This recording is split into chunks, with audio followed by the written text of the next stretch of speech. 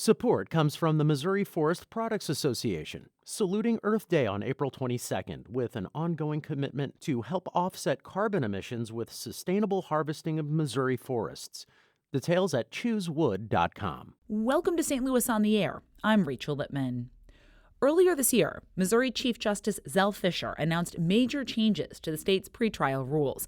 Those govern bail, detention, and other practices and have direct impacts on citizens accused of a crime. The rules go into effect July 1st. Fisher calls the changes common-sense modifications to a system that too often treats defendants according to their pocketbooks instead of the law. The rules go into effect this coming Monday. We did invite both the presiding judges in St. Louis and St. Louis County to participate in this discussion.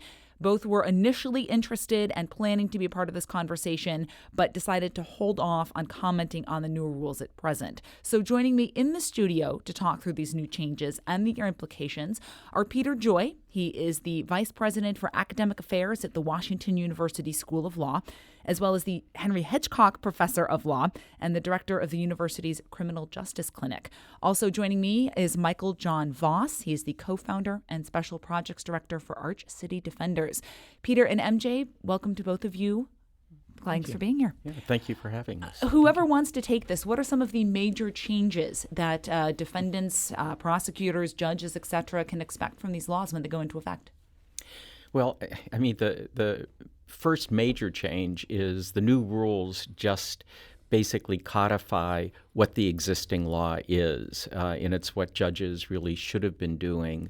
And I think that the Missouri Supreme Court has really spelled it out for judges with the hope that judges will start to follow what the existing law does require. And that is, as your lead-in indicated, try to make our justice system not look at people in terms of do they have money and can they basically, pay to be able to be presumed innocent, and to treat poor people like regular human beings that deserve to have that presumption of innocence and be out awaiting trial, living their lives, being with their families, continuing their employment rather than being jailed and oftentimes losing their homes, families breaking up, and certainly losing their jobs. MJ, let's get down into the weeds a little bit. What are some of the changes you noticed that will, as Peter said, turn this court more focusing towards the individual rather than the payment? Right. It's important to repeat what Professor Joy has just said, is that the law required from the outset, the constitutional requirements about pretrial release were very clear if you look at the case law and the way that it's evolved over time.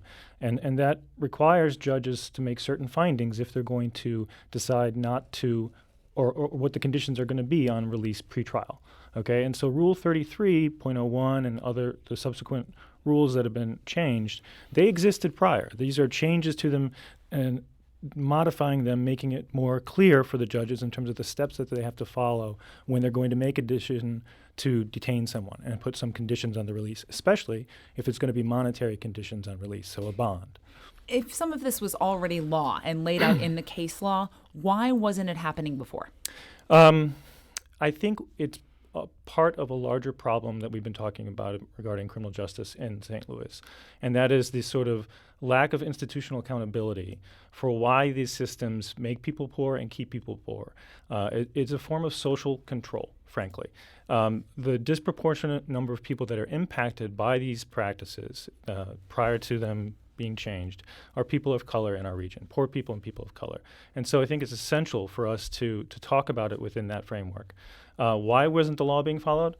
Well, I'd have to say it's because of those larger systemic issues regarding how we perceive race and class in St. Louis and who's being impacted the most and are they going to be listened to.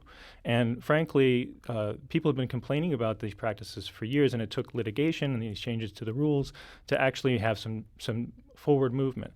The question and the problem is, will these new rules actually be implemented and followed? We knew that the law existed and supported the claims we brought in our litigation regarding the cash bail earlier this year. And it was very clear that the practices in the courtrooms were not following the Constitution. They did not meet constitutional muster in terms of the inquiry that was needed and the findings of fact that were required of the judge if they were going to detain somebody and if they were going to put a monetary condition on release. Peter, what is the enforcement mechanism for this that may be different now that it is a rule versus law? Well, so for example, and I know Michael John will be able to talk about some pending litigation, but now that it's a rule, if a judge isn't following the rule, you can seek enforcement. There could be a writ of mandamus to require a judge to actually make an assessment about the person being a flight risk or a danger to the community rather than just making an assumption. So, there'll be more enforcement mechanism, but there's also I guess one other thing in response to the last question that you asked that I think is important is, and this goes back to something, again, Michael John said, there were and still are a lot of presumptions in our system. And so someone who's middle class and a judge might think, well, a $5,000 10% bond, which would mean a person would have to put up $500, that's something that this person should be able to make without looking at the fact that, yes, if somebody is white and middle class, they're going to be able to make that bond in a minute. But if you're a person of color and you're poor and working a minimum wage job and living paycheck to paycheck, that $500 means not making rent in losing the apartment. And those same individuals before the same judges, and I saw this happen, innumerable times, and Michael John and his lawyers probably have seen it too, a judge would take a look at the bond and you'd make an argument after the person's been in jail for 4 or 5 days to have it reduced. And maybe they would reduce it a little bit to a $2,500 10% bond, but still $250 was too much. And then a month later, they eventually let the person out on their own recognizance, and during that time, they've lost their home, they've lost their job, and they were no less a flight risk and no less a risk to society after spending a month in jail than they were the day they got arrested. And fortunately, I've seen some changes in St. Louis County even before these new rules have gone into effect. And I think that also reflects the importance that a prosecutor plays. Because if you have a prosecutor who's dedicated to upholding the law and enforcing the law evenly and across the board, that means they're going to be dedicated to making sure judges follow these rules. In fact, prosecutors should be objecting to judges who don't follow the rules. And if they're not objecting, then they're not doing their job. What was the process, if you know, by which Chief Justice Fisher put these rules into effect? I imagine it wasn't just him from his perch as the Chief Justice saying this is how it's going to happen. No, there's a committee that's appointed by the Supreme Court of criminal defense lawyers, prosecutors, who were on a committee that came up with these rules. Also, current sitting judges, both in St. Louis County and City Circuit, were members of the committee.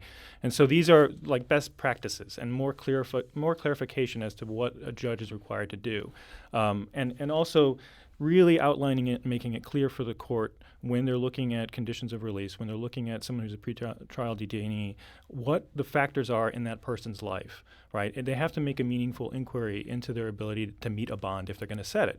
They can't set a bond now that they cannot meet. Unfortunately, we still see this practice happening even with a lawsuit and injunctive relief ordered by the federal court, and we have noted that there's people that are being set bonds in which there's no inquiry, in which their ability to pay has been made. And so even with the rule change, there's still the possibility for the court not to follow the rules and individual judges not to make the findings that is required of them.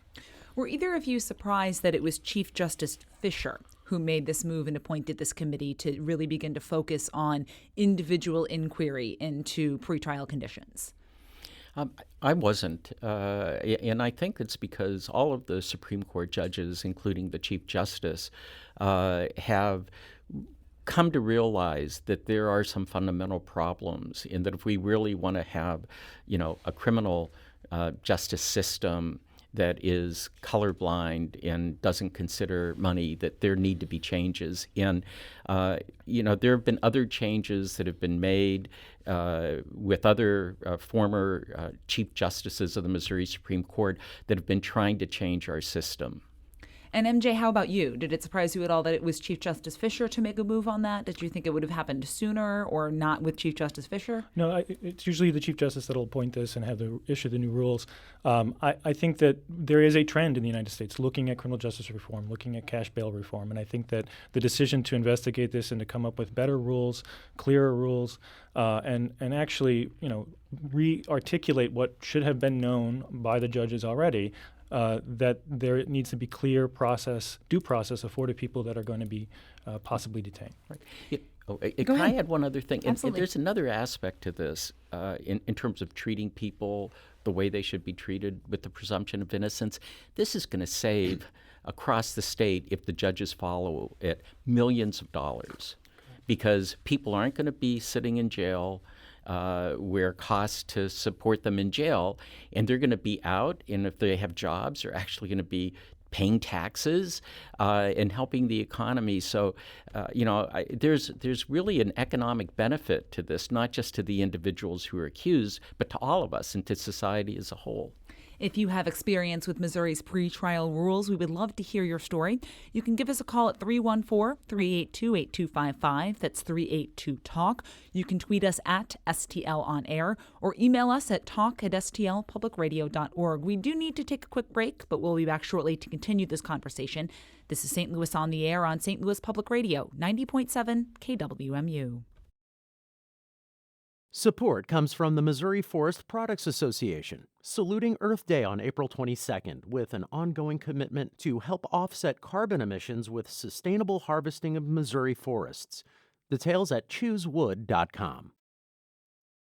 Now back to our conversation about Missouri's new pretrial rules with WashU law professor Peter Joy and Michael John Voss with ArchCity Defenders.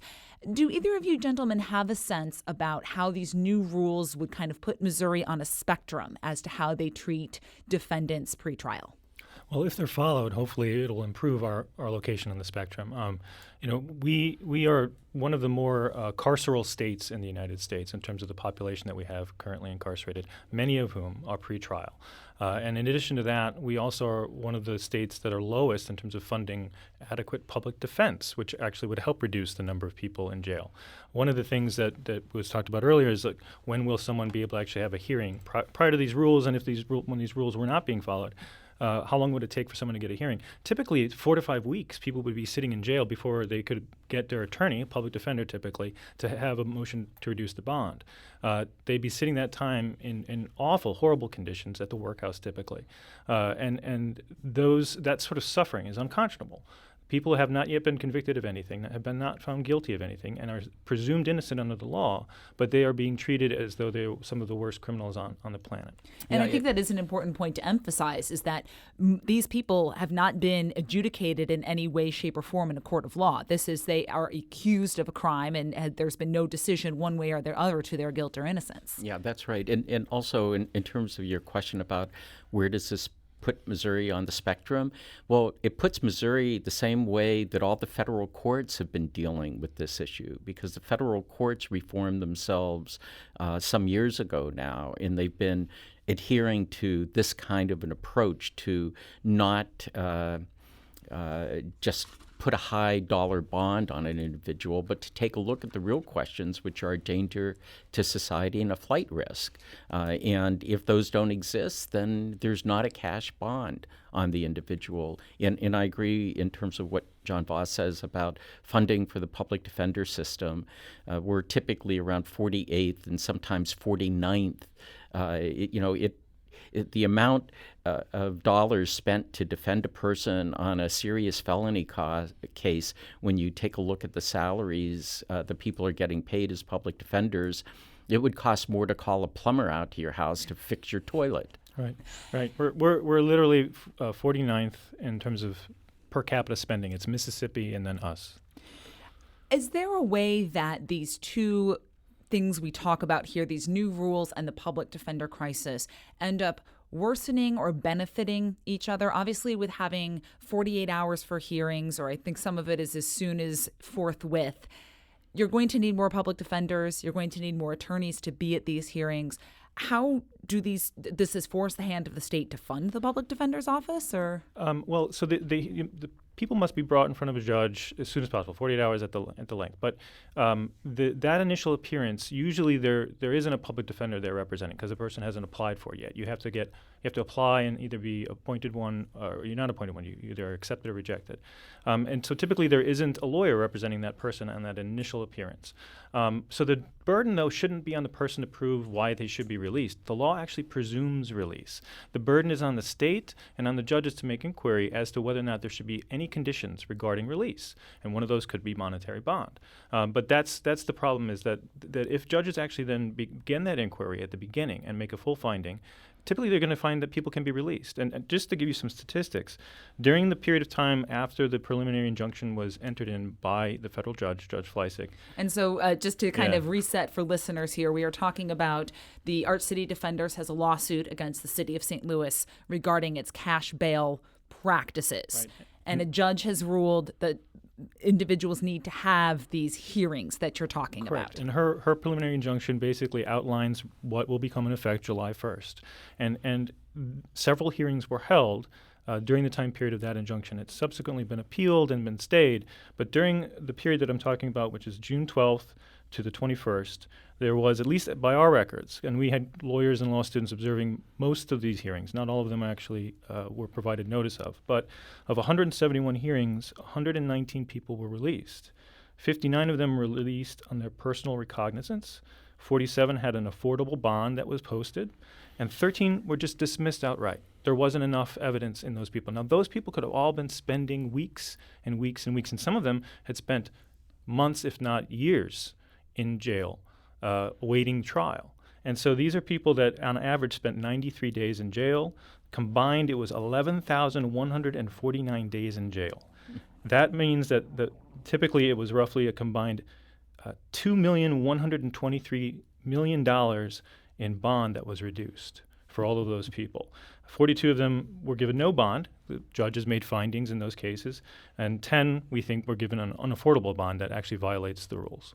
Now, how will the fact that these rules go into effect on July 1st and there is a stay on what is essentially these rules being ordered in St. Louis City, any sense as to how those two things are going to kind of square the circle, or is it just you'll have to figure it out? I think we'll see as they move forward. I know that both circuit judges have been planning on how they're going to approach the new rules. I don't think that they had planned in advance far enough. These rules implicate the fact that people that are currently being detained, that have had an initial bond set that is non-affordable, that it be reviewed within 7 days. That was what part of this process was that I discussed. This requirement, I believe, that the state is going to say isn't retroactive and doesn't apply to people currently incarcerated, which I think is a misinterpretation of the rule. Yeah, I totally agree with Michael John on that.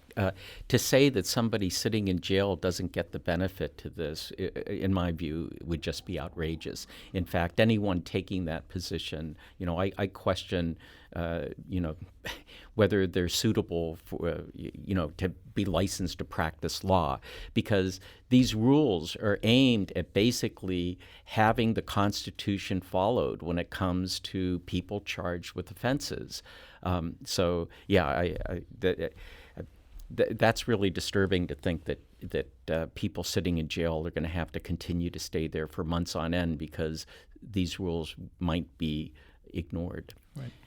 We'd again like to invite our listeners into the conversation. If you have experience with Missouri's pretrial rules as an attorney, as a defendant, as the family of a defendant, we'd like to hear your story. You can give us a call at 314-382-8255. That's 382-TALK.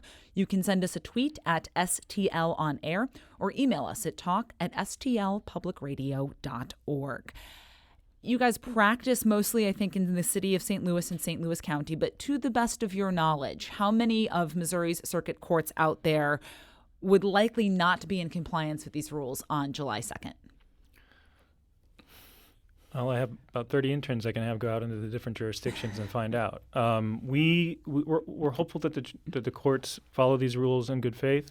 We know that these abusive practices occur throughout the state and have occurred throughout the state in various circuits. And I think it maybe behooves the public who's listening today to pay attention to their courts. Go to your local circuit court, observe what's going on. These are your courts. They're there to protect you and to serve you. And so if there's violations occurring, you need to let the people, the Supreme Court know. And maybe some guidance from the presiding judge will be helpful regarding this retroactivity issue of the 7 days. Yeah, that's right. And I can say that since the beginning of the year in St. Louis County, the judges have been moving in the direction of following these rules. Not to say that the last time I was there was in April, but I saw the judges who make these determinations really having a different approach. And I think also the prosecutor's office with Wesley Bell's prosecutor, they've had a different approach too, which is encouraging. And so I'm hopeful that that'll be at least one circuit that will be in full compliance. How important is the prosecutor in this equation, since they are the ones who would be making a request for pretrial conditions, as I understand it? They're extremely important. And if they follow the rules, what they'll be doing is, first of all, they'll ensure that summonses will be issued rather than arrest warrants, especially on misdemeanors. And that's, again, a change that I started seeing happening in the county since the beginning of the year. But also, what they'll do is they'll see this person really isn't a flight risk. This person isn't a real danger to society. And so they'll be recommending personal recognizance. MJ, for someone who isn't an attorney but may want to say, hey, I'm curious to see if my court is following these rules, are there things that they can look for or listen for that to a lay ear will kind of help them understand what is going on in the courtroom and whether or not it is in compliance? Sure. So first off, just look at the rule. It's Rule 33.01, Missouri Supreme Court rule. And there's clear language in there in terms of what the judges need to be finding. So the court are supposed to base their determinations on any conditions regarding the circumstances of the defendant in the case. They need to look into account the nature of the charge. They need to look at the weight of the evidence. They need to make findings about family ties, employment, financial resources, the mental condition of the defendant. All of these things need to be put into a record, and the judge needs to be doing that in open court. And it should be part of the record recorded and be able to be reviewed. And those are the things that you'll want to look at and make sure are being found by the courts. Also, there are court watching organizations out there that they can be part of. There's a local group in St. Louis that does training on that. And so if you go to closetheworkhouse.org, you'll see links to some of that training. Sheriff Dave Marshak of Jefferson County, he tweeted on Tuesday, this was 2 separate tweets, new pretrial rules July 1st will give criminals a free pass. Victims will be victims again because of the system. Bail reform has gone too far. Secondary tweet, 4 significant arrests in the last week. Suspects responsible for 45-plus combined burglaries, thefts, property damage, etc. They are considered nonviolent under new Missouri Supreme Court Rule 33.1. They will be roaming, stealing from you again. It's what they do. I have to imagine this is not an uncommon take in law enforcement, and I wanted to get your response first to, is this an accurate interpretation of 33.1, and then the sort of underlying sentiment to it? No, that's fear-mongering is what that is. These rules are trying to follow the Constitution that already, the law that had existed under the Constitution. And so to state that these rules are going to force judges to release people is a complete fallacy. It forces judges to make a meaningful inquiry as to whether or not the person could or should be released. That is what it requires. And if judges actually do that, that is the primary liberty interest we're talking about here, one of your primary interests, one of the things that the law enforcement officers are there to protect, right? And so if there's a system that fails people because it doesn't truly provide them the due process and the equal protection that they're entitled to under the Constitution, then why bother having a police department? Right, and taking the sheriff's statement, if you had somebody who had a history of violent convictions, and was charged now with committing, I guess divide him up, 6 or 7 burglaries.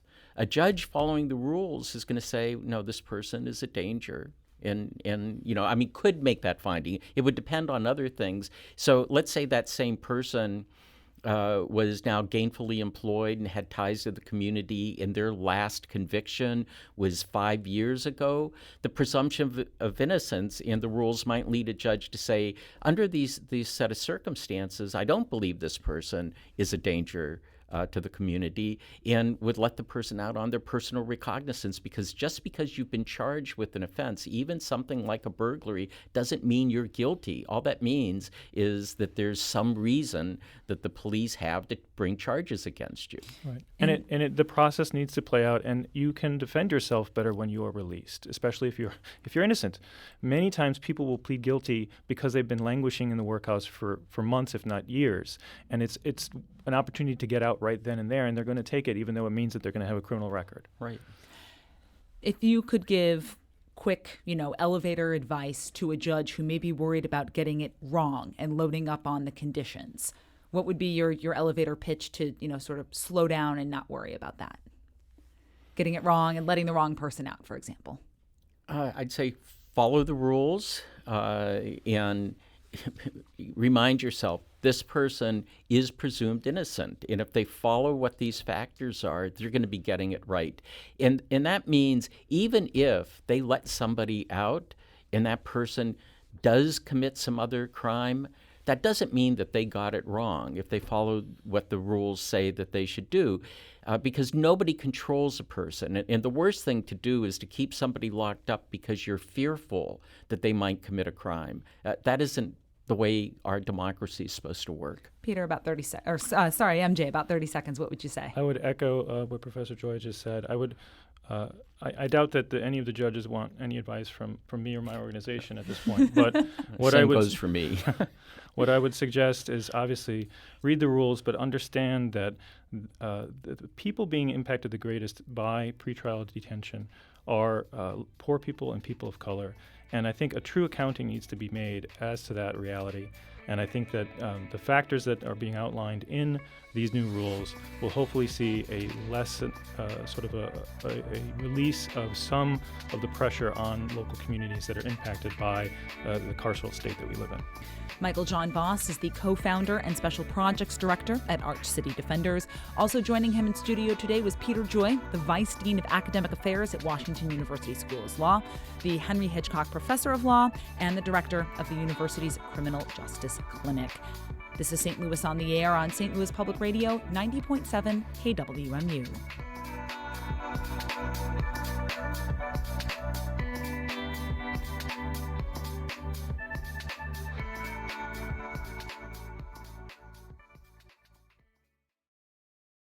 Support comes from the Missouri Forest Products Association, saluting Earth Day on April 22nd with an ongoing commitment to help offset carbon emissions with sustainable harvesting of Missouri forests. Details at choosewood.com.